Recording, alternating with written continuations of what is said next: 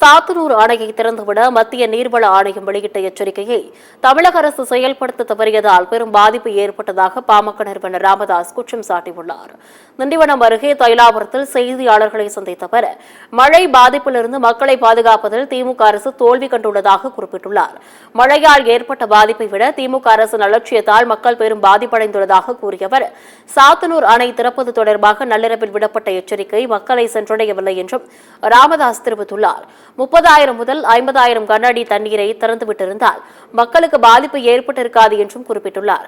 அரசுக்கு எதிர்ப்பு தெரிவிக்க பல வழிகள் இருக்கும் நிலையில் அமைச்சர் பொன்முடி மீது சேற்றை வாரி இறைத்ததை ஏற்க முடியாது என்று ராமதாஸ் கூறியுள்ளார்.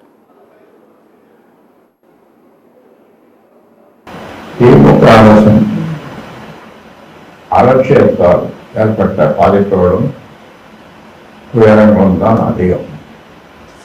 தமிழ்நாடு அரசு மட்டும் விழிப்புடன் செயல்பட்டிருந்தால் மக்களுக்கு பேரிழப்பும் பெரும் துயரமும் ஏற்படாமல் தடுத்திருக்க முடியும். அணைகளில் இருக்கும் பெயரை திறந்துவிட்டு நீர்மட்டத்தை குறைக்க வேண்டும் என்று மாநில அரசுகளுக்கு அறிவுறுத்தியிருக்கிறது.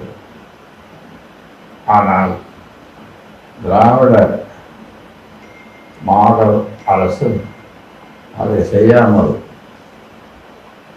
உரட்டை விட்டு